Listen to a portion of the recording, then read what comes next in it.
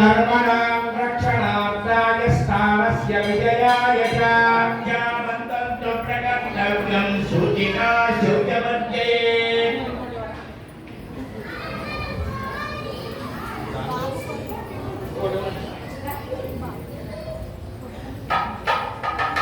ఇక్కడ కంకణ మంత్రం ఎందుకు జరుగుతుందంటే ఎంతో భక్తి శ్రద్ధలతో నియమ నిష్ఠలతో కార్తీక మాసంలో హరిహర క్షేత్రంలో ఏకాదశి కలిసిన శనివారం రోజు ఇంతమంది మధ్య కలిపి మనం సత్యనారాయణ స్వామి వ్రతాన్ని ఆచరిస్తూ ఉంటే అదే సమయంలో కర్ణ పిశాచాలు, వీటి పేరు కర్ణ పిశాచాలు, చెవిలో జోరీలు అన్నమాట.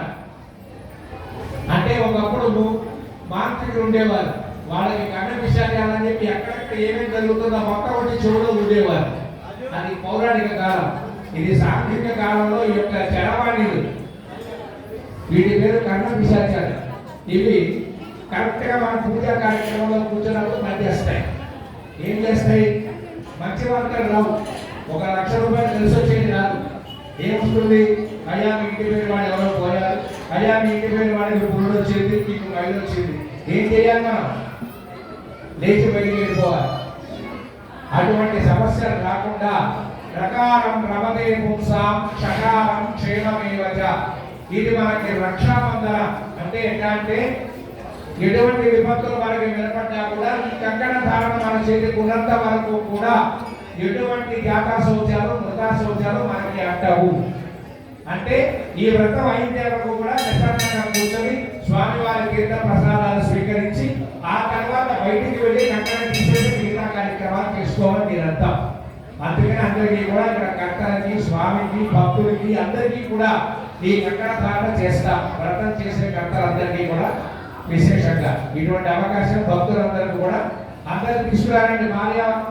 భార్యాభర్తలు మగవారికి కుడి చేతికి, ఆడవారికి ఎడమ చేతికి.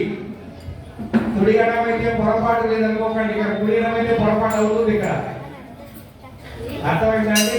జై శ్రీమన్నారాయణ. ఒకసారి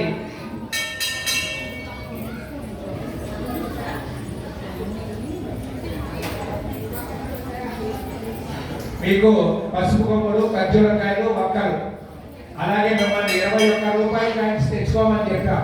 చిల్లర బయటికి తీయండి. నేను చెప్పినప్పుడు ఆడవాళ్ళు ఏం చేస్తారంటే 1 రూపాయి కాయలు, 1 ఖర్జూరం, 1 ఒక్క, 1 పసుపు కొమ్ములు, 2 నక్షత్రాలు కలిపి మగవారికి చేపిస్తూ ఉండండి. మేము చెప్పినప్పుడల్లా మీరు ఎక్కడెక్కడ పెట్టమని చెప్తే అక్కడ మీరు